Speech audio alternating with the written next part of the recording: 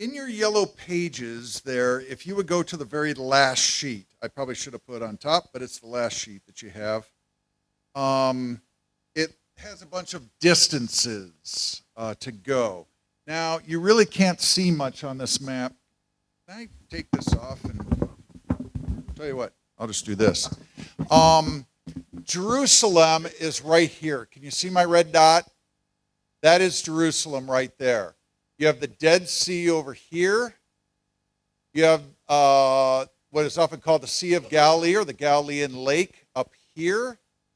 What's in the news so much now is Gaza, which is this strip of land right across here, over in here. Now, with that being Jerusalem, Bethlehem is not very far away. It is right there. There is about 6 miles. I'm not looking at my notes. Back me up on that I said the right thing. I think it's 6 miles, it says, from Jerusalem to Bethlehem. How far is it from Acres to Lover's Lane? Probably about that, I'm guessing. 4, closer to 4 miles. So if we put it out to Shirk Road, we're about there. The thing that is true is that Jerusalem is kind of up on a hill. Bethlehem has hills. And most days you can just look and there it is. I mean, you see the other one right there. It is not hard to see back and forth. They are very, very close. Now, Nazareth, how many miles are we to Nazareth on that sheet? So you're here, Nazareth is up here. And then how far to Capernaum, which is on the north shore of the Sea of Galilee there? 85, so about 20 across there, roughly 65. Now, those are also mileages by roads, not necessarily as a crow flies kind of mileage. So as a crow flies, it's a little less, or any other bird, I guess. Why did the crows get that? Does anybody know? I mean, who picked crows? Yeah, there you go, the squeaky wheel. That probably describes crows pretty well. So a lot of people make the comment that Jesus probably never traveled in a linear line more than about 100 miles over the course of his life, that he stayed within 100 miles. I think it says it's about 105 to Caesarea Philippi. So Caesarea Philippi would be right up here. It's not marked on this map, but right up there in the very far kind of north central there, that little inlet, one of those two little inlets would be it. And that's as far north as Jesus got that we have recorded in the Gospels. He spent a ton of time around all the communities around the Sea of Galilee. He was all over there. And then pretty much from there to Jerusalem. And at his birth, he was down at Bethlehem. So going by roads, you're 111 miles. As a bird, I'm going to take it away from the crows, as a bird flies less than that, probably closer to 100 miles for Jesus' entire life. So again, in your own mind, how far is it from here to the grapevine? About 85? I'm hearing 85. Of course, it also depends on where on the grapevine you're talking about, right? That's no small space there. But you're basically talking, in terms of length, 100 miles when we talk about the Holy Land, roughly, and a width of 30? Be pretty all-encompassing. It is not a big place. I think a lot of us, when we think of the Holy Land, we think something really big. Not really. It's actually fairly small. When you start thinking about all these places here. And so when you hear that, the visitors from the east went to Jerusalem to check in and they said, oh, the baby will be in Bethlehem, go down there. It wasn't that far, 6 miles. Even with their modes of transportation back then, that was not very far. And if it were a clear day, a lookout from Herod's place may have been able to see them over there in the hills of Bethlehem. So, not exactly sure there. I'm going to have different maps for you, and you actually have other maps in your packet, but let's go back to page 1. What I'm going to do now is race through some history. One of the things that people often say about the Holy Land and all the strife that goes on there is that this has been going on for thousands of years. And in some ways it has. I don't want to disagree with that. Most of what we're going to focus on tonight, though, is from the end of World War I, 1917, roughly, with the beginning of the British Mandate there, and then going forward. So roughly the last 105 years, approximately, 108 years or whatever it's been now, somewhere around in that ballpark. But let's do a quick race through. And again, I've got rough dates down here. You remember the whole story of the Exodus, getting out of Egypt, being led out, spending 40 years wandering the wilderness. It is roughly 1200, what we often say is BC or BCE, before the Common Era or before Christ.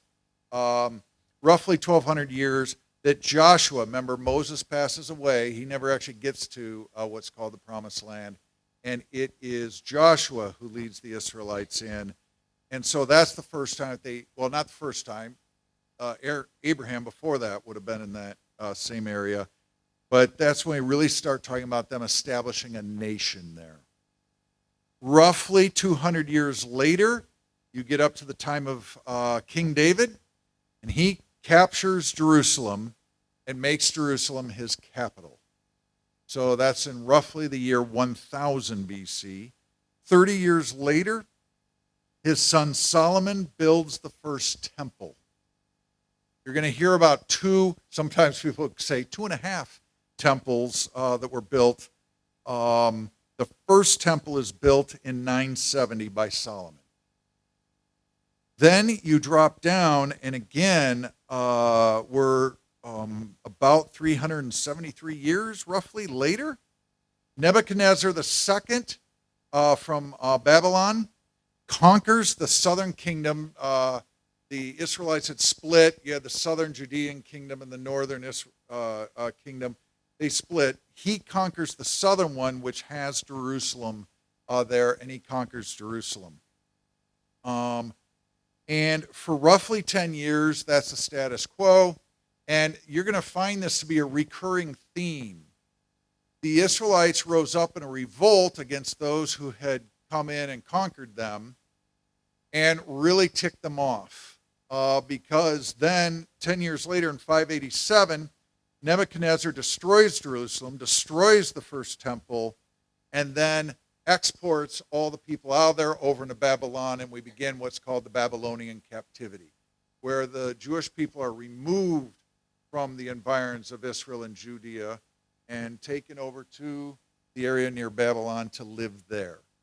And again, the prophet Isaiah is doing most of his work in this time frame and so forth.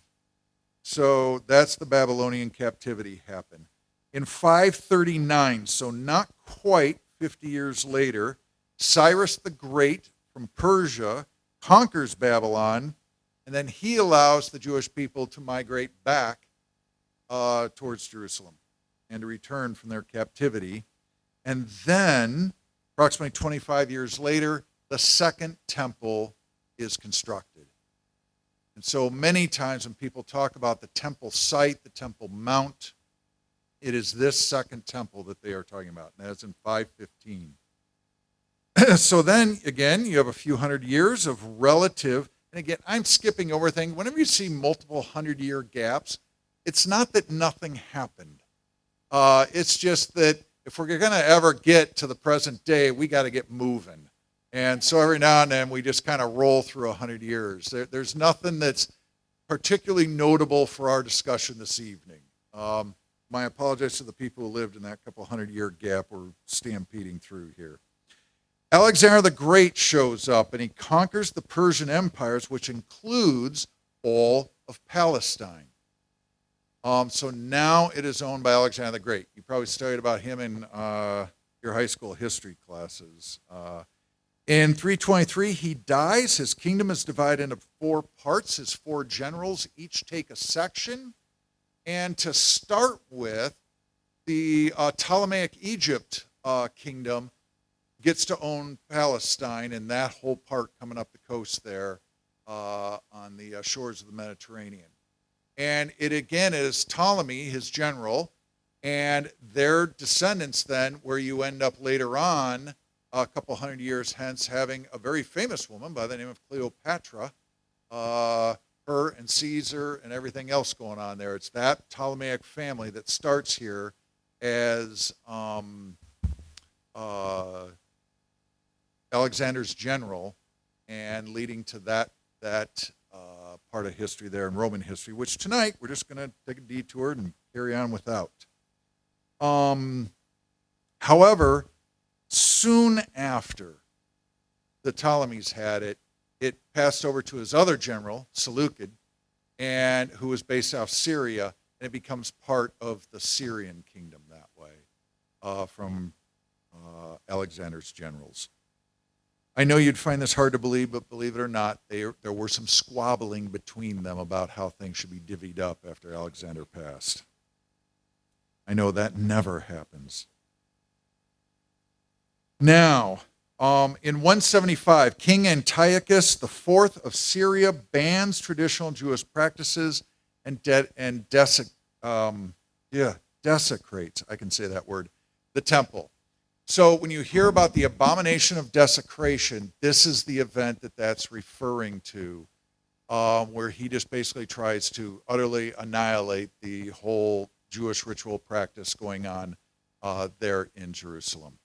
And when you read the books of the Apocrypha, you have the books of Maccabees and other ones like that. They are telling the story of this time and then the revolt that happens afterwards. So if you ever have one of those Bibles that has the Apocrypha in it, you can read it. It's largely about this time frame here that most of those books take place. The revolt was led by a guy by the name of Judas Maccabees, or Maccabeus, if you're using his Greek version of his name. And he leads a successful revolt, one of the very few Jewish revolts that's actually successful. And again, your holiday of Hanukkah comes from this time as well. And he rededicates the temple. So this is that same second temple built back in 515. He gets it rededicated there in 167. Now his brother establishes the Hasmonean dynasty, which rules an independent Jewish kingdom for 103 years. So they successfully set up a Jewish kingdom based out of Jerusalem right there, and it lasts for 103 years. His great-grandsons, and again, I know you find this hard to believe, end up engaging in civil war with each other, and you can see that that's well before the 103 years wound up. And it's another guy you've probably heard of, Pompey Magnus, who Roman general, who had his disputes with Caesar as time went on. They were great friends, and they kind of became enemies with each other. But he comes over and sort of settles the civil war and starts controlling the region. But it's not until 37, that's how we get the 103 years, that Rome proclaims Herod as king of Israel, and it is formally turned into a Roman client state. So roughly, again, just 30-some years before Jesus is born, that's when the official Roman occupation comes, with Herod established as their puppet local, running things for them. So that's our timing there. Then Herod, when you hear about Herod's temple, it is the same temple as the second temple. He just does massive improvements to it, expansion and things like that. It is still the second temple from 515, but he improves it. So you'll often hear about what sounds like three different temples. The first one, the second one, and Herod's. Herod's and the second are the same thing from that year roughly 20 forward, for the next roughly 90 years. And so today people can talk about Herod's temple. They're talking about the last 90 years of the second temple. They're talking about the second temple. They're talking about Herod's temple. and all the way back to 515 when it was first established. Everybody got that? That can just be confusing in the news and so forth when you hear about Herod's temple or the first one or the second one. It sounds like it's three different ones. It's Herod rebuilt and added on to the second one. So really still only two temples built there. Then we've got Jesus born in roughly the year 3 BC. When we initially set up the calendar and tried to make, year 0 be Jesus' birth, and have the BC AD thing work, we probably didn't nail it exactly right. We were off by a little bit, we think now. So Herod dies in the year 1 BC, and his sons Philip, Antipas, and Archelaus divide up his kingdom. Again, so now Rome went from 1 puppet king to 3 puppet kings in the region there. And you'll hear about that when Jesus, at his trial, is in Jerusalem, and then he's sent up towards the Galilean region and back again. Different things like that going on about seeing different people. It's because there are different kings set up in the different parts. Even in this tight geography of what we call the Holy Land, with 3 different kings ruling it after Herod passes away. So then we have Jesus doing his public ministry in roughly, again, we don't know the exact dates, but we're pretty close probably, with saying they're the years 27 to 30 AD. We're pretty close with that. Getting right around there. And then the first Jewish-Roman war. Full-blown rebellion, revolt, everything else goes. And even if you didn't know the history, you could probably imagine how that's going to work out for those doing the rebellion. There is no more efficient war machine than Rome, and their way of instituting Roman justice is extreme and cruel and everything else. And this does not go well for them. And so in 67, the war is pretty much over. In 70, the Romans finally get upset enough. They just completely destroy, for the most part, all of Jerusalem, including the temple. So from the year 70 to the present day, there is no Jewish temple in Jerusalem. When it gets destroyed in the year 70, that's it. It's over. No more Jewish temple on the site there. All right. Let me take a little bit to explain the modern day. You see oftentimes people at what is often referred to as the Wailing Wall, tucking in little prayer card notes into that. Picture a huge wall. This wall isn't near big enough, but it's just solid stone for the most part with little indentations in it. It is the base of what is called the Temple Mount.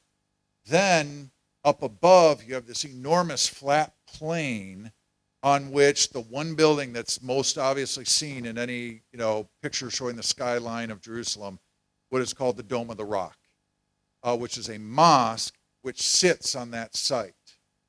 So today what you have are Jewish people coming and praying at the base of that. You have your Muslim people up top using it as a mosque. And that's sort of the modern disposition of left over from that destruction that was done in 70. All right, carrying on, 73, the end of the revolt, basically. Maybe you've heard of Masada and all the, the Jewish resistance that went up to the hilltop, tried to hold out, and, Rome was Rome. In the year 130, Emperor Hadrian, so he's still based in Rome. We haven't split Rome yet into 2 separate categories like we learned about a couple weeks ago. Emperor Hadrian rebuilds Jerusalem in the year 130, and he puts pagan temple sites over the places of the crucifixion and resurrection. And what's odd about this, while that might seem like an absolute desecration, it actually helped with marking where they were. Because in the year 130, you still have people, maybe not, because you're 100 years, but you've got people who can say, my parents were there when, and I know where the site is. You're only a generation out at that point. And that probably helped considerably with marking where the sites were. Then you get into archaeology and everything else that goes into it. But just in terms of markers, what seems like a horrible thing, they, in the long run, have actually kind of helped putting up the marker there. And then, of course, a second Jewish revolt happens.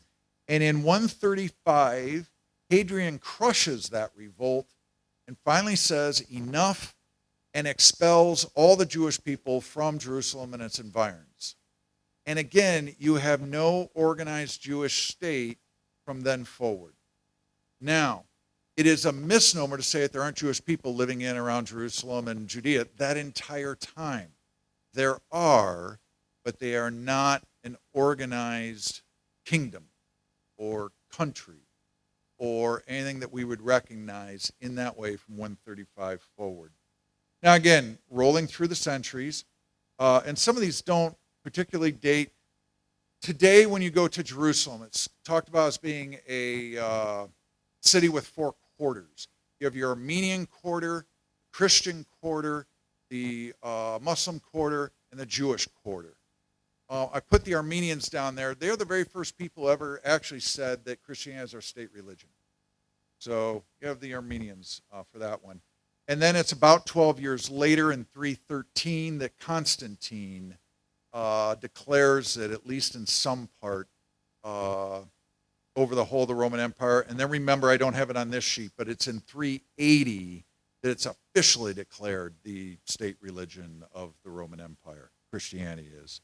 So in 325, you remember the Council of Nicaea, forming the Nicene Creed. Bishop Macarius from Jerusalem asked Constantine to please reclaim the sites of the crucifixion and resurrection and build a church there. By the way, that's one church covering that. It's today, and again, it has been built, destroyed, built, damaged, built, destroyed, all those things over the centuries. But it's Constantine's mom, Helena, who does this pilgrimage to the Holy Land and identifies all kinds of sites. And he was never able to refuse his mom the way he could refuse generals or anybody else. She basically used her son's money to put a church everywhere across the Holy Land. Jesus slept here. Put a church there. Jesus ate something over here. Put a church there. I'm somewhat exaggerating, but not a whole lot. She spends her son's money very, very well. In 395, it is put down there because it just becomes important as we think through later. That's when the Roman Empire split. And remember, you've got your eastern capital in Constantinople, what really becomes called the Byzantine Empire. And then you've still got Rome in the west. And Rome in the west doesn't last near as long as the Byzantine one does. But put that there. The birth of Muhammad, somebody asked me about that a couple weeks ago, so I put that in there. It's in 614 that Persians capture Jerusalem. And so they're taking this away from what you could call the Roman Empire, but really more the Byzantine Empire, and taking it there. Then in 629, the emperor from Constantinople, now not from Rome, but from Constantinople, recaptures Jerusalem. And then just a few years later, in 638, Islamic forces conquer Jerusalem. Now is as good a time as any to get really specific about this. Anytime you're talking about the Holy Land, often we read in history about the extremists and what they do. And then we kind of lump everybody in together. Most of us, as sort of good Lutheran Christians here in Visalia, California, would not appreciate if somebody lumped us in either with Crusaders, if you want to go back in history, or say perhaps the KKK today. If somebody says that their picture of the KKK is what all Christians are, you'd probably be somewhat offended by that and try to draw distinctions. In the same way, we cannot talk about Jewish people as some monolithic thing that everybody agrees and everybody sided with this and everybody went in on that. Oftentimes what is used is the term Zionists to indicate the more extreme elements, but you can also have Christian Zionists. Christian Zionists are a particular breed of Christian that really wants the end of the world to come as quickly as possible. That they want to see the second coming of Jesus, and the best way to force that is to take on sort of a Zionist crusade in the Holy Land, tick everybody off, get nuclear weapons launching, and we're off to have our party with Jesus' second coming. Again, I'm being a little bit flippant and sarcastic, but I'm not far off with this. So again, the vast majority of Christians don't want that and aren't there. But there are Christians that do. The vast majority of Jews don't want that and don't even want to go to the extremes that are happening in Israel right now today. But elements that are in charge, from the ultra-Orthodox largely, are in this Zionist position of, just being so kind of one way about things. It's easy to say, well, all Jews feel that way. All Israelis feel that way. No, they don't. Same thing when we go over to Muslims. There are so many different, think about how many denominations you can name in your head right now that are just found here in Visalia. Muslims are not some monolithic whole. And often what we attribute when we say, well, Muslims think or believe this, we're talking about, from our perspective, ones that they would call jihadists, who are the extreme, think sort of the KKK or the Zionists or whatever else. From their camp, a whole bunch of Muslims would be highly insulted if you lump them in with those folks. The problem is a whole lot of our history ends up happening because of the work of the extremists, whether you're talking Christians, Jews, or Muslims. Everybody with me on this part? We got to be careful with just lumping people into things, all right? Okay, let's carry on. Where was I here?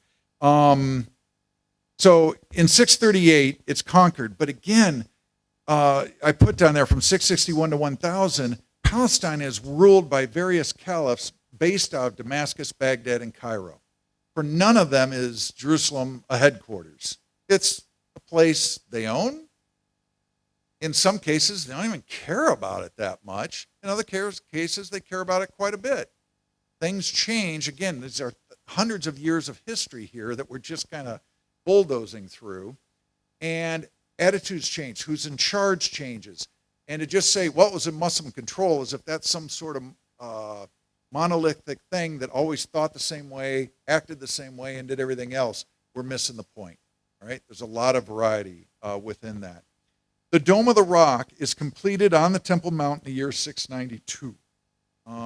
That's a pretty important one. And then you remember from a couple weeks ago, the Great Schism in Christianity in 1054. You have Christianity divided east-west. Again, largely based out of Constantinople and largely based out of Rome, east and west. Okay? Now here's a fascinating thing. This is 1054. The Holy Land is under the eastern side. Okay? We don't often think of the Crusades as being Christian versus Christian kind of violence. However, some of the Crusades, some historians would argue all of them, had at least some element of that. Because remember, this is Rome, the Pope in Rome, who's calling the Crusades. Most of them, there are some more locally called ones as well. But the big ones are called for by Rome and sending Western kings, princes, barons, knights, armies over into the territory that is technically under the jurisdiction of Constantinople. And so you have West kind of invading East, even if you're just putting this as a purely Christian thing going on, which obviously it's not. There's a whole lot more than that just going on. So in 1071, it is the Turks who come from the north down south and capture Jerusalem. And this is one where then you have them destroying a lot of churches and sort of reclaiming that land and now banning Christian pilgrimages. From the time of Helena, she made pilgrimages into a big deal. Constantine's mom. Until now, pilgrimage have been a thing. Let's go to the Holy Land and check out the holy sites, walk where Jesus walked. In 1071, that activity is banned. That is largely the desire of the Pope in Rome for launching the First Crusade in 1099, again, about 20 years later. I guess 28, if I'm going to do my math correctly, and to go that way. And so in 1099, the First Crusade is successful. It captures Jerusalem, all sorts of parts of the Holy Land, creates what they call the Levant, the Christian kingdom there in the Holy Land. And in a move that I'm guessing didn't upset anybody, converted the Dome of the Rock into a church. Think about that. You're converting a Muslim mosque that is on the site of the temple for the Jews, and you're turning it into a church. Who would be upset? Besides everybody. It's almost 100 years later that Saladin defeats the Crusaders and takes Jerusalem. Remember, we talked about the Sixth Crusade, the negotiation crusade, where they come over there and they're supposed to fight them and do whatever else. He was the king in charge of the crusade, was so slow in his going. Remember, he got sick. He ended up stranded on the island there for a while, finally makes his way over. By the time he gets to the Holy Land, he's been excommunicated by the Pope because he didn't accomplish his goal in a timely fashion. So he was excommunicated. Then he's able to negotiate and actually get Jerusalem without having to do any real bloodshed. And then the Pope had a fun problem. Oh, great, this guy I just excommunicated just handed me Jerusalem on a platter. So again, the Sixth Crusade was one of those fascinating things.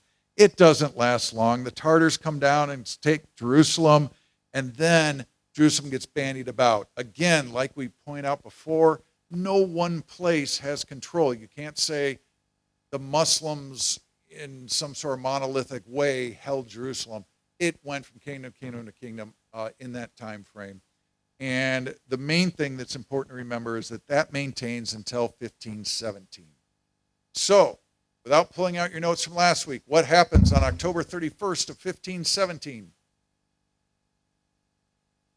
Luther, tacking up his 95 Theses. So again, sometimes it's fascinating to be studying history over here, and realize that was at the exact same time. So in the same year that Luther is tacking up his theses and kicking off a Protestant Reformation, the Ottomans come down from roughly what today we would call Turkey, and they take control of Jerusalem and all of Palestine. And then you're going to see, I think, my biggest single jump there. It's not right to say that for 400 years nothing happens, but for 400 years nothing happens. Again, that's a great disservice, and any professor of history would probably nearly have a stroke over a statement like that. But at least in Jerusalem and in Palestine, you're not seeing tremendous conflict or anything else. The Ottoman Turks have it, they're operating it, and for 400 years, basically it goes that way.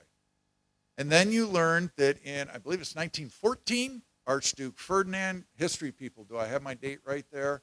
When he gets assassinated and it kicks off World War I.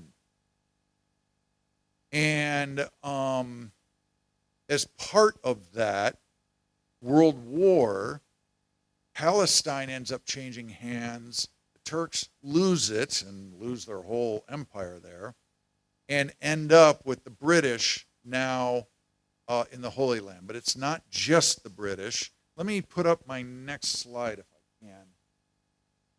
Little easier to see this one, I hope and think.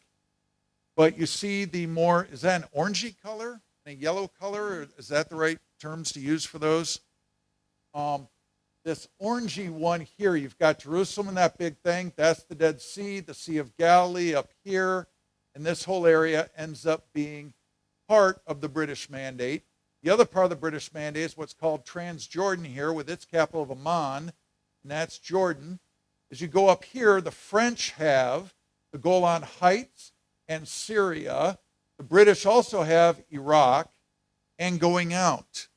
It is after World War I and then also after World War II, really by 1946, all the mandates end up settled, except the one we're talking about tonight. Europeans being in the Holy Land and saying, we're going to set this up and put up governments that we think make sense, has been, I think, in the judgment of history sense, a terrible idea. You often hear about, between Iraq and Turkey, the war about the Kurds. The Kurds were somebody who, under these various French and British mandates, just kind of lost out. They didn't get their own space. They were just told by the Europeans, you can live somewhat in Turkey, you can live somewhat in Syria. Both places will be nice to you. That hasn't worked out very well for anybody. A lot of these places out there were carved up by Europeans saying this makes sense to us, and to the local people it didn't make a whole lot of sense, and it has been a place of strife really since that. It's kind of strange to think about, but for 400 years, the Turks had it, the Ottoman Empire. I'm not going to say it was always peaceful, that it was always, calm and everything perfect, but you didn't have the kind of wars and division that you have now. So in 1917, the British end up in our section here, and they come up with a plan. And the plan was, we are going to have the Jewish people return to Palestine and have a homeland to live in. Why? Because the Bible says it's theirs, the whole promised land thing. But here's again one of those things in history that it's amazing to be able to say that I'm pro-Israel and therefore I'm not anti-Semitic. Well, a lot of the people wanting to establish a homeland for Jewish people over in Palestine was because they didn't want Jewish people where they were. So the very act of sending them somewhere else was sort of anti-Semitic all on its own. We don't like you. We don't want you here.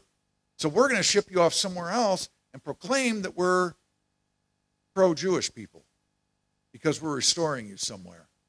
So again, we always have to be careful about easy definitions and easy assumptions and things like that, because motives with human beings are often mixed.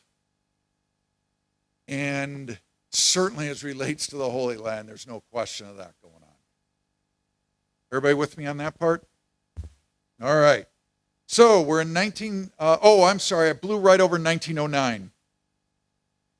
This is the first time that a kibbutz, I can't even say the word right, kibbutz is formed in 1909. Joseph Baratz, I think I'm pronouncing his name right, and 11 others established the very first one in Palestine, right at the southern end of the Sea of Galilee. And it is then later with the backing of the British Mandate. So the first guy that the English send over there, the British do, to do this, his last name is Simeon. And his job is to be the administrator of this territory that is under the British Mandate, which is to get it to be a point where it can then engage in self-rule and the Brits pull out. That is always the intention. The British do not, from 1917 forward, ever at some time think, oh, this is a nice place, let's set up and stay here. That never is there. The British are always, we're going to get you guys to self-rule and get out of here. So he's the first administrator. One of the real problems, and again, you know this in any job, it is always good to find the right person for the job. And I would say they really didn't. Why? Because he was a Zionist. He was not in any way, shape, or form a disinterested party.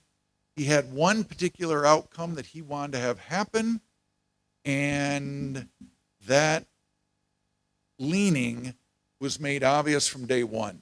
He didn't try to hide it or anything like that. So some pretty questionable decisions start happening pretty fast. So 1922, the League of Nations. Remember Woodrow Wilson trying to set that up after World War I. We're going to make sure we work together and never do a world war again because that was such a terrible idea. All the punitive things against Germany, which Hitler would later use to say, it was everybody else's fault too. We just got picked on as the losers. Well, the League of Nations then sort of endorsed the British mandate that you're there and you're going to do this. So in 1922, he, and Simeon is the he that I'm referring to, he's the High Commissioner, that's his actual title. He's going to establish a legislative council to rule this territory.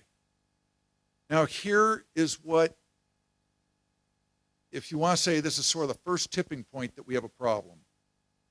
In 1922, in this whole area of the British Mandate, 88% of the population is Arab. Less than that, then, you get down to your 12%, is Jewish. And there's some other in there that subtracts from that 12. 88% Arabic. He decides to set up a legislative council, and he's very clear about how that's going to go. There's going to be 23 seats on this council. 12 of them are going to be elected. 8 of those are going to be Arabs who are Muslim. 2 of those 12 that are going to be elected are going to be Arabs who are Christian. 2 of them are going to be Jews. So that's your 12. 8, 2, and 2. Then there's going to be 10 appointed people to bring us up to 22. Those 10 appointed people are going to be appointed by the commissioner. He's going to be the 23rd. Guess who he appoints as his 10 people to appoint? 10, not just Jews, but Zionists. So that 11 are automatically in that camp of the 23, and if just 2 of the elected Jews side with them, which became a pretty obvious thing right away, you're all of a sudden at the number of 13 to 10, even if the Christian and Muslim Arabs vote together. They never have a chance at anything. When you look at it proportionally, 88% of the population has 43% of the representation in their Congress. And I think anybody would look at that and say, this is not fair. This is not how it's supposed to be if you're going to talk about this being a representative legislative body. And we're not going to play with this. The other thing is key governmental contracts. I know that never comes up ever either. The first electric power contract was given to a Zionist Jew there in Jerusalem. All the key things that make things run, water, power, all of that are being given out and being given as government contracts to very specific people who, again, are all of a certain mindset into how the future is supposed to go. It is not being done in any way, shape, or form that anybody could say this is a fair representative process. So then, a whole lot of years of unrest and strikes and riots and things like that, which I didn't go into in any real detail here. What ends up becoming important is the Arab revolt in Palestine between 36 and 39. So you can picture what's going on in Europe right now. Germany is starting its blitzkrieg and starting to knock things over there. And over here in Palestine is the Arab revolt there, working against the British mandate and largely the Zionists and their folks. The problem is that the Arabs are not very good at this, and you can see the numbers there. They end up with 5,000 dead, 15,000 wounded, as compared to a total of 600 casualties, so that's dead and wounded put together, for the Jewish and British people. That is just not a good outcome for them at all. The British and the Jews working together just absolutely destroy them there. There are three main outcomes that come out of this.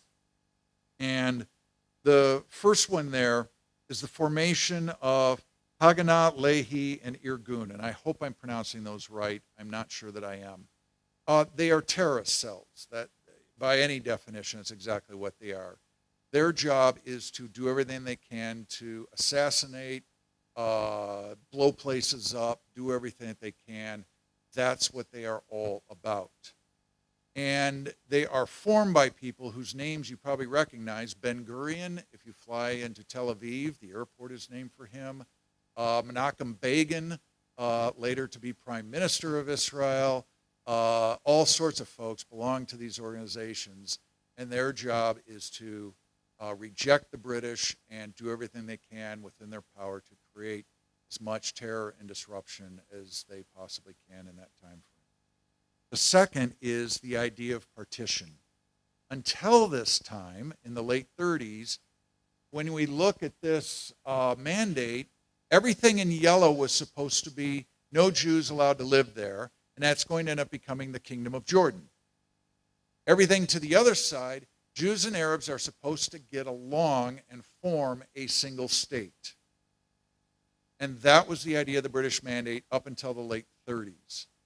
It's in the late 30s that you first hear the talk of a two-state solution. We're never going to get these folks to work out together, and we're going to do some sort of partition so that there's an Arab state and an Israeli state, and they hopefully can live peaceably next door to one another. And that's where that idea comes from. And then the last one is the one that really ticked off and created number one, the white paper policy. The British mandated that no more than 15,000 Jews could enter Palestine in any one year. So they maintained very, very strict immigration policies and strong borders, not allowing any more to come in, because by that point they said, if Jewish settlers keep streaming into this place, this whole thing is just going to tip over and become a huge mess. We are not going to allow that. And then, of course, World War II breaks out and messes with everything. One of the things, though, that also happens, and I put that up there, under 1936 to 39 with the Arab Revolt, over 10% of the Palestinian Arab male population was killed, wounded, imprisoned, or exiled. You know, in Roman times, they talked about decimating someone. That was killing off 1/10. That's what happened to the Arab population, Arab Palestinian population of males in that time, in that place. They were decimated. 1/10 gone. I want to read something that one author wrote about that. The revolt also had a negative effect on Palestinian Arab leadership, social cohesion, military capabilities, and it contributed to the 1948 war because when the Palestinians faced their most fateful challenge in 47 to 49, they were still suffering from the British repression of 36 to 39 and were in effect without a unified leadership. Indeed, it might be argued that they were virtually without any leadership at all. More on that when we come back to it. So starting in 1937, thing that the British did called the Peel Commission was proposing what a partition would look like. David Ben Gurion, who was, obviously a key person, and again, I mentioned the airport today, and Tel Aviv is named for him. He urged all Zionists to always be behind the two-state solution and to get on that. And the reason that he put that, and he said it both in public speeches as well in private letters, one we have to his son, the reason is, he said, it is first step towards possession of the land as a whole. That is the ultimate goal, that we get rid of the Arabs and have a land that is wholly ours and be able to go forward with that. So, we carry on. World War II. In World War II, approximately 30,000 Jews and approximately 12,000 Arabs signed up to fight alongside the British and to work there. And overall, all of their units functioned with distinction and did very, very well. Most of them were assigned to fight in Italy and did so there. But at one point, the Germans really needed to get down and get to some petroleum down there in the Middle East. And the Palestinians, especially with their fighter pilots, scored amazing victories for the Allies fighting back the Germans at that point. The Germans never did get their hand on their petroleum, which really hindered the war effort all across Europe, and especially up in the Soviet Union, where they would have a very major reversal and the direction started going back to the West. So again, both Jews and Arabs joined up. For both, it was a somewhat controversial decision because the Jewish people, the Zionists, were absolutely against the British. And they're carrying out their terror campaign. And again, Ben-Gurion expressed it very, very clearly. He said, we are going to fight the war as if the white paper didn't exist. We are going to fight the white paper as if the war didn't exist. And so the idea was we're going to be both allied to and attacking at the same time and going forward that way. It is horrifying what the British and the Soviets, and it's almost exclusively them, did to Jews trying to escape Europe. There were all sorts of Jews trying to escape Europe, and they were getting down into the southern parts of Europe, largely Italy, as our war effort came up through Italy, and then getting into pretty faulty boats and other things and making their way out. The British maintained all throughout World War II, no more than 15,000. The door is shut. It is locked. You're not getting anywhere. And they would torpedo and fire on and destroy all of these refugee boats. There are horrifying ones about how Allied naval forces were out there knocking down the boats. And that wasn't enough just to knock them down, but then just strafing survivors trying to swim and just taking them out. It is a horrifying part of World War II history that, again, we don't hear a whole lot about. But the idea was you are not getting into Palestine, not if you're Jewish. And those doors are closed. And that was the white paper thing saying we're not letting more in. So again, do you see how this is just such an incredibly mixed history? And almost nobody is sort of always on the same side. Alliances are shifting, and so here you have all these people from Palestine fighting alongside the British while the British are torpedoing and machine gunning their people trying to escape the war as refugees. It's just mind-boggling, the different things there. The next one I had down there was in 1944, November 6th, Lord Moyne. He is in charge. He's actually in Cairo at the time he's assassinated. He is Britain's head honcho over everything in the Middle East there. Not just Palestine, but the whole thing. And a guy that, by the name of Ariel Sharon, you'll know his name at some point, is part of the terrorist group that actually succeeds in taking him out. And when that happens in 44, that is when Winston Churchill finally says, enough of this, I am done. And he just pledges that I'm not going to support the Zionist cause whatsoever, and I just want us out of Palestine as fast as possible. Well, you also know that as soon as the war is over, Churchill loses the very next election, and he's out, and the actual handover of the mandate then comes to those who came after him, the Labor Party, as it came in. Also, kind of odd that way, the Haganah It was the Irgun faction that carried out the assassination. The Haganah then attacked the Irgun, captured a whole bunch of them, tortured them, treated them absolutely abominably, and then turned them over to the British and said, these are the guys, please come back and back us. And Churchill still said, no, I'm not doing that.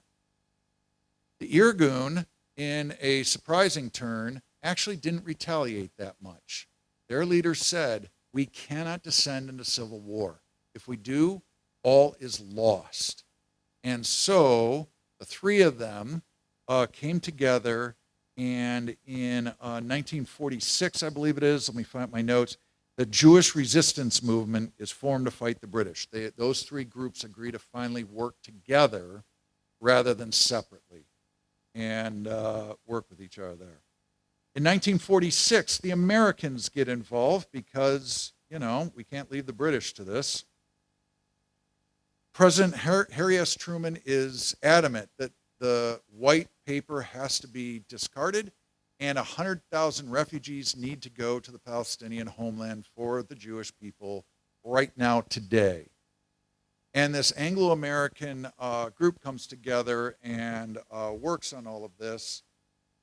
At the same time that that's going on, the Jewish resistance movement blows up the King David Hotel in Jerusalem, killing 92 people. And in that hotel was where all the British diplomats were that were working there, the headquarters of the British administration. So that's also in 46 at the same time. Now, the Anglo-American Commission came away with a report. The report was, yes, 100,000 people can move in, and we're back to a one-state solution where Jew is not going to dominate Arab, and Arab is not going to dominate Jew, and we're going to do this on a fair play kind of way. And we are going to back that and make it happen. And Harry Truman signed off on that. Then he went and talked to his War Department folks. We still called it the War Department back then. It wasn't yet the Secretary of State's office. He went back to the War Department and pitched this plan to them, and they said, you do realize that a plan like that is going to require about 300,000 U.S. troops to come and occupy that place. We're not doing that. And so in a move that the British Prime Minister took as a complete knife in the back, Harry Truman announced, yay, we're going to send 100,000 people over, and then never said a word about the whole state solution. There were no troops. There was nothing else. He just completely said, the people can go, and we're washing our hands of this mess, in essence. Now, then it got handed over to the United Nations. The British then said, we don't want anything to do with this either. The newly founded United Nations can take this on. And you see there, UNSCOP, United Nations Special Committee on Palestine. It was organized on the 15th of May in 1947 with representatives from 11 countries. Now, they did everything they could to analyze this situation, come away with what they thought was the best solution. And here's how that worked out. 7 member countries, Canada, Czechoslovakia, Guatemala, Netherlands, Peru, Sweden, and Uruguay, all recommended the creation of an independent Arab and Jewish states. So a 2-state solution with Jerusalem as an independent capital for no one, an international city, not owned by either state. That's what was recommended by 7 of the countries. 3 of the 11, who were India, Iran, and Yugoslavia, support the creation of a single federal state with 2 client states within it. So sort of going on that margin of a single state, but not really, it's still 2-state.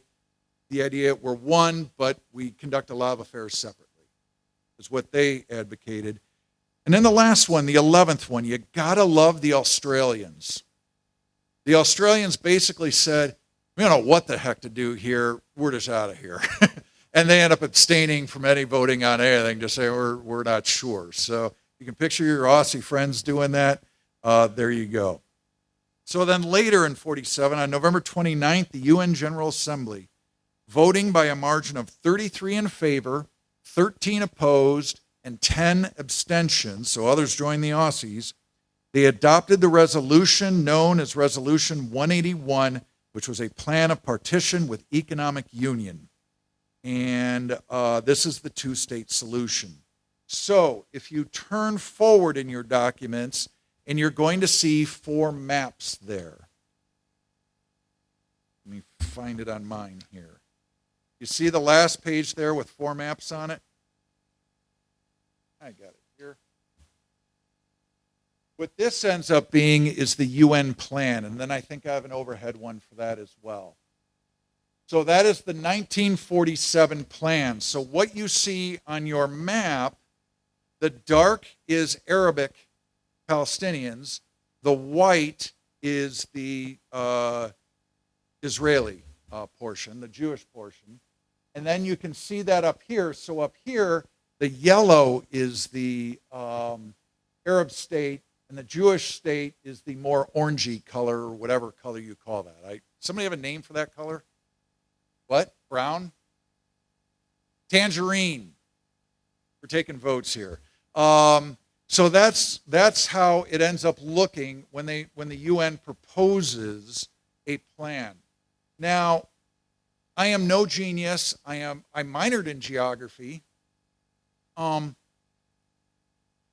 would challenge you to find anybody who looks at that two-state plan and says, wow, those borders make sense. I mean, would anybody actually look at that and think that? A lot of what they were trying to accomplish is, where are the majority of the people living now? And let's draw the Jewish lines around where there's more Jews than Arabs in a lot of cases, or at least the population's closer to that. There's significant numbers of Jews, even though there may be more Arabs. And then in places where there's really no Jews, let's have that be the Palestinian state. And that's where they came. There was also an idea to try to get, if you think about it that way, the square mileage to be roughly equal. Roughly. I'm not sure it was, but that was some of the idea. And then you notice that you have some choke points there where it's going to be awful difficult to get through and to have anything really work out. So that's the partition plan that gets there.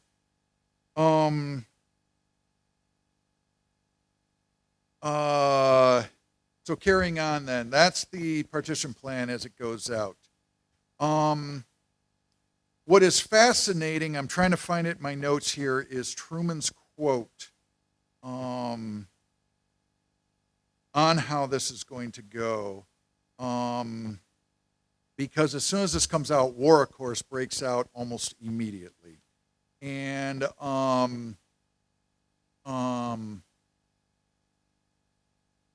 Truman's realization is that this plan that we have put forward is not going to work. And that any reasonable person looking at this is going to recognize that war, poverty, and disaster are the only logical outcomes that can possibly emerge from the situation we have created. And just be absolutely clear about that from the get-go. So, in late 47, surrounding Arab states decide they are going to come in and help the Palestinians. Now remember, we talked about you can't talk about Arabic peoples as one monolith. So what is fascinating is when I lived in Michigan, there's a community there called Dearborn, and Dearborn has more Arabic-speaking people living in it than any place in the world other than the Middle East. So Metro Detroit very much has a very strong Arabic presence. In the Arabic language, you drive through the streets, that's what you see all around you as you do it. My barber was actually Syrian. And I did some time in Syria, again, very brief, and I didn't make a great difference. Let's be clear about these things. But I was trying to help, I was actually in Jordan, helping Syrian refugees that were streaming over the border when Syria went nuts about 10 years ago. And just the huge crisis of refugees there in Jordan. And a lot of the Christians were trying to help out with that. And overall today, Jordan is a relatively stable place that for the most part is on the side of peace and trying to figure that out. But I could talk to him about Syria. But what was fascinating was how much he really did not like the Palestinians. And I'm spending most of my time traveling over the Holy Land hanging out with Palestinians. But here he is from Syria not liking the Palestinians at all. Why? There is a perception, and you know how we talk about different people. Have you ever heard the Irish referred to in certain ways? You know, that we attach stereotypes and everything. And the overall impression of the Palestinians is that they didn't stand up for themselves, that they were weak. And that war in 36, 37, where they just got absolutely trounced, as 47 to 49 came around, there was no organized Palestinian resistance to what Israel was doing in the creation of their state. And others came streaming over the border to, in essence, help them, and they got trounced. And again, talk about strange bedfellows. Let's talk about who came over. The soldiers that came over to fight this one, let me get my numbers here, 700 Lebanese, 1,876 Syrians, about 4,000 Iraqis, and 2,800 Egyptian troops crossed the border. Now, what's fascinating about those that came from Jordan, 4,500 Jordanians came over, who were commanded almost entirely by former British officers, 38 of them who resigned their commissions and signed up with the Jordanians to command the Jordanian troops to attack the Israelis. What the heck? But that's how it went. And again, they got trounced. The Israelis won that war. And so what happened was, instead of a two-state solution coming in, the Palestinians didn't have their act together. They were waiting for the UN to actually create something, have peacekeeping troops, and do all that. And it never happened. The Israelis seized the initiative, went on the offensive, and you can see when you go back to this map here that a mere 2 years later, in 49, you can see how big Israel is and how small Palestine is, and that Palestine has shrunk now to two chunks. That thin little strip up against Egypt there in the Mediterranean is Gaza. And then what we call the West Bank is the West Bank of the River Jordan. Let's go to this biblical term. The River Jordan, which runs from the Sea of Galilee to the Dead Sea. That's the West Bank, which is there in Palestine, Israel. The East Bank is Jordan, in the Kingdom of Jordan over there. So in 47, 48, the Israeli army is highly successful, and they managed to capture a lot of the territory they have. However, Egypt controls Gaza. The Israelis do not have Gaza. Egypt controls Gaza. Jordan holds some thin strips along the West Bank and portions of East Jerusalem. And then the Golan Heights are still remaining up with Syria up there in France, still being held by them at that point. The Israelis did not succeed in taking them, even though they won the Golan Heights. Whenever you talk to Palestinians about this time frame, they will talk about the Nakba. The Nakba is it's just awful. What happened is, in all these Palestinian areas that the Zionists were able to take over, troops just went door to door and escorted out the Palestinians. And then remember those 100,000 refugees? Well, a whole bunch more showed up after that too. They then just escorted in Israelis to live there. And it's fascinating to hear the Israeli people talk about that. Yeah, we got to come into this house. All the pictures on the walls were families that weren't ours. Some of the homes had food cooking on the stove and in the oven. Clothes were in the closets. Those were now our clothes. And they just moved in. Imagine anywhere in the world where 750,000 people are escorted at gunpoint out of their homes so that people they can see waiting up the street get to then move into their home and just take over. You lose your property, you lose your job, you lose absolutely everything. 750,000 people, that's what happened to them. They were moved into refugee camps that the UN, not the Israelis, the UN tried to then manage. And imagine just being a regular person, doing whatever you do for work, and all of a sudden, you're not. You're not in your home, you're not there, you're just gone, you're out. And then you ask the question, why do they hate us? There you go. That pretty much summarizes it. The Nakba is one of the most awful events, I can't say in all of human history because my goodness, it's almost like, different people, different times and places are, hold my beer, I can top that. But the Nakba is just one of the most awful things. And you don't have U.S. troops participating, but all of the weapons that the Israelis have are from the United States. We're the ones that armed them, so they could do that. And so there's that whole guilty by extension kind of thing going on that way. So in 1949, it's just absolutely awful. So it's one thing to look at it on a map and just see how much territory got annexed immediately, but then to think about how people are just marched out of their homes. They only got to take whatever they could carry, and they're just out. Here in our own country, we can talk about the Trail of Tears. We can talk about all sorts of things. These events keep happening in human history. This one, there are still many people alive today. I mean, think about it. 1949 is not that long ago, who this happened to. And then there's a whole bunch of people who can say, well, I was born in the refugee camp because this happened to my parents, or my grandparents, or whatever else. This is not some, when we dismissively say, well, the Holy Land has always been at war. Well, not really. But this one really sort of tipped off 1949. Well, you can take it back to 1917 with the British mandate starting and, that whole mess. So let's carry on. So that's Nakba, 1949. War and so forth don't end. Many of you probably remember the Six-Day War in 1967. Remember that one? Again, the Israelis were incredibly effective. They not only got Gaza, but they went all the way and took the entire Sinai Peninsula away from Egypt. In the north, away from the Syrians there, they were able to take the Golan Heights. And then from the Jordanians, they seized all of the West Bank and all of East Jerusalem. And 73, the Yom Kippur War, again, another very brief one.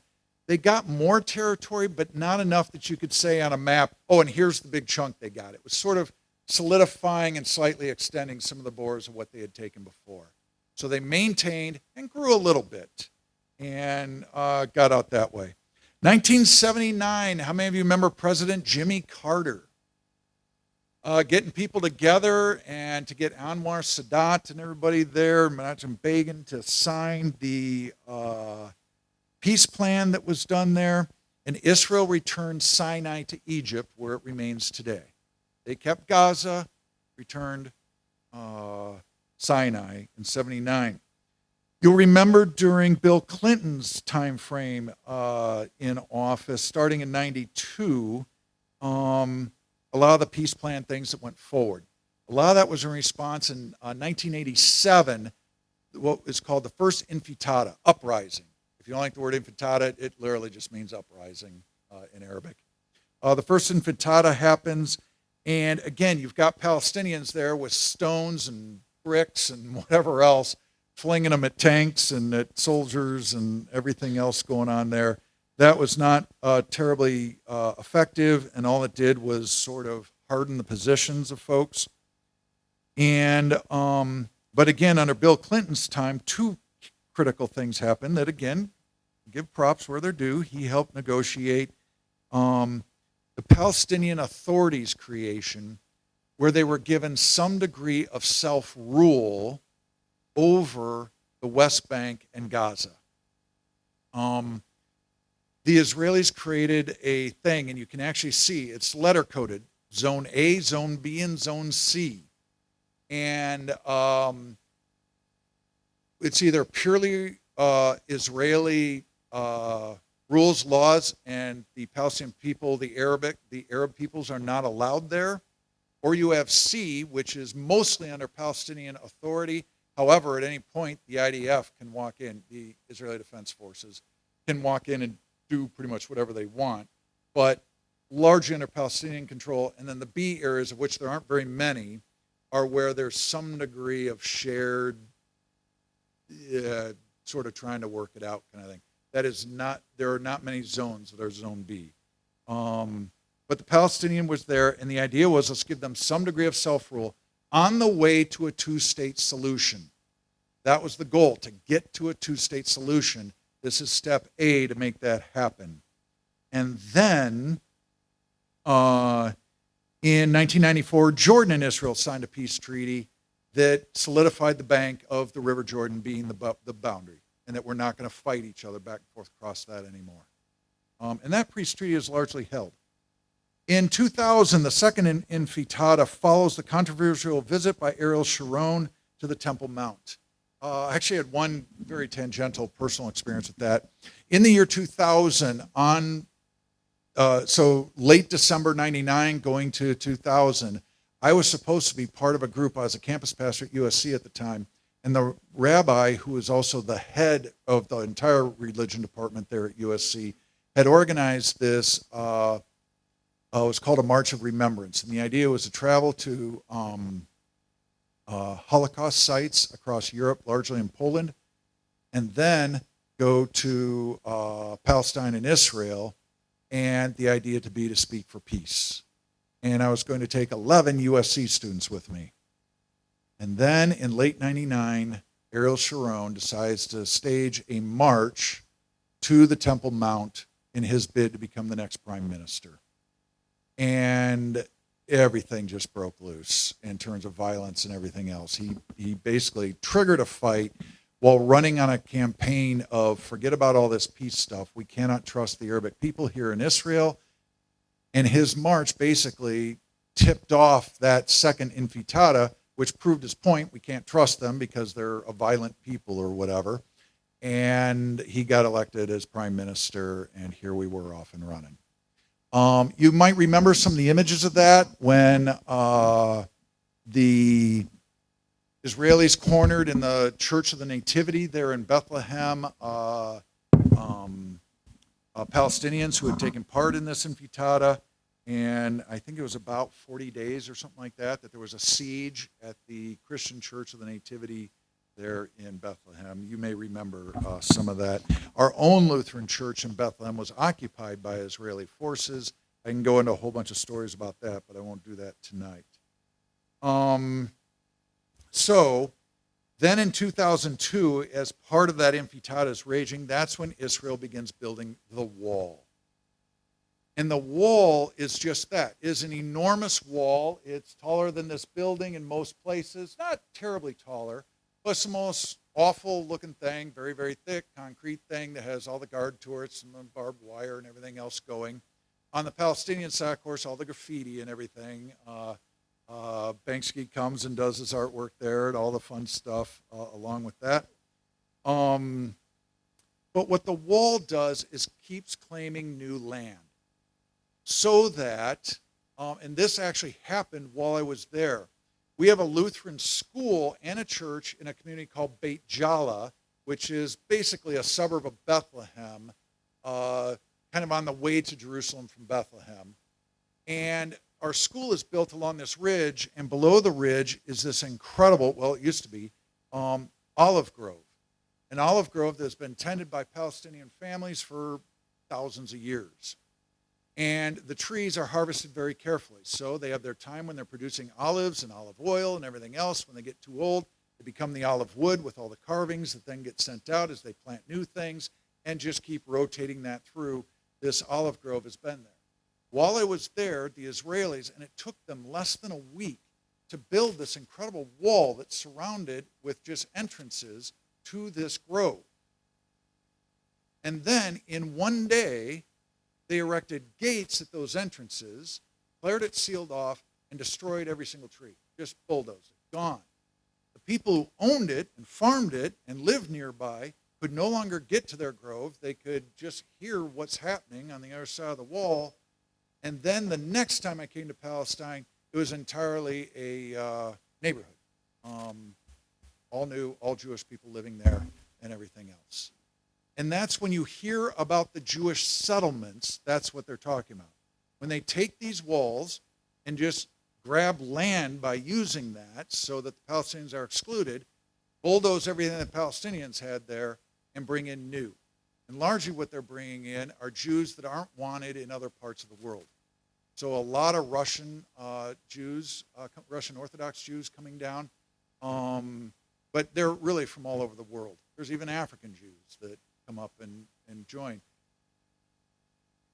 So when you hear about these settlements, and the UN has declared that to be illegal, you're not allowed to do that, but they keep doing it. That leads to the last picture that you have from 2012.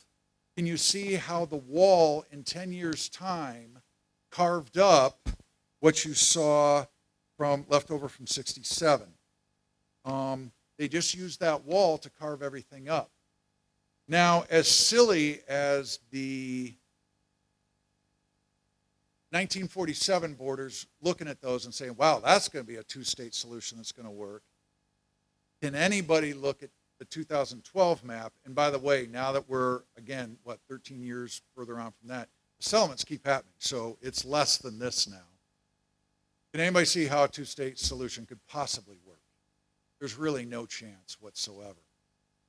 Without, again, trying to move people and create something else. And that's why I said I don't have solutions. This is such a complex mess that has been created over time that there just simply isn't a easy solution that figures this out and that makes this work. I am lost my last. There we go. So now we come all the way up to October a year ago. And you all remember what happened there, right? Palestinian terrorists broke out of Gaza and created all kinds of havoc. One of the questions that was asked by people in the know is, how the heck did they do that? Because Gaza is basically an open-air prison. It is a functioning community. Their last elections they had there, I think, were in 2004, 2006, something like that. I think I've got that on your sheet there. And Hamas, which at that point was a group that was actually arguing we can do negotiations, was voted in. Since then, the Israelis have not permitted an election to happen in Gaza. In the West Bank, the Fatah group is in charge, and most of the rest of the Arab world looks at them as being far too conciliatory, and that's why you keep having this wall, and that's why you keep getting shrunk, and that's why, and that's why, and that's why. But they have had elections since. So sometimes in the news you hear, they haven't had elections since 20 years ago. And you're like, but didn't they just have an election like 4 years ago? Yes, there were elections in the West Bank, but not in Gaza. Gaza has an enormous fence around it with all the turrets and everything else going on. Just outside of Gaza, on that October day, there were scheduled two things. The one you always hear about is the music festival that was going on, which was a very anti-Benjamin Netanyahu sort of gathering. It was a bunch of picture hippie peace folks from the 1960s here. That was sort of the idea who was gathering there. And then there was also a conference going nearby that, again, was not something that was there. Mysteriously, on that day in October, there weren't guards. There weren't Israeli soldiers. They weren't everywhere. They were just not there. And Hamas comes out with help from Hezbollah, which is Lebanese, and they commit absolute atrocities on that day and then the time following, and then gather them together. But again, remember Benjamin Netanyahu's promise. For every one of ours that dies, we kill 100 of theirs. And those numbers have borne out. The amount of the slaughtered is just almost beyond counting at this point, going there. And again, how do you find a solution to that? It is one of those things that's incredibly difficult. In a couple of Sundays, I think it's March, let me get the date right here, 9th, I think March 9th. The text for that day is Jesus weeping over Jerusalem. Remember that passage? Oh, Jerusalem, Jerusalem, you've stoned the prophets, killed everybody we've sent to you. I want to gather you together as a mother hen gathers her chicks under her wings. That's going to be the text I'm going to preach on that day.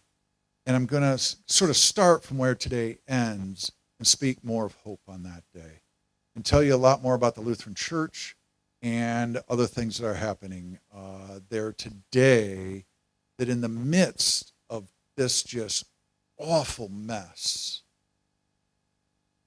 life is still happening, the gospel is still being proclaimed, and it's one of those strange things.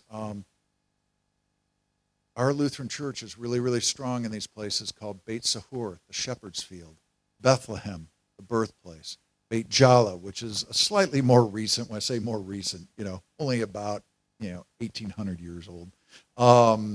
But in Jerusalem itself, again, on that Sunday, I'm going to show you a picture of sort of the skyline of Jerusalem. Our Lutheran Church of the Redeemer is the main thing that's sticking up there next to the Dome of the Rock, in terms of what you see when you look at a skyline picture of Jerusalem. You're going to get to learn a whole lot more about what the Lutheran Church is up to there and who our partners in ministry are, as we're trying to do good things in the midst of a truly awful situation. Any questions, comments, complaints, anything of that nature?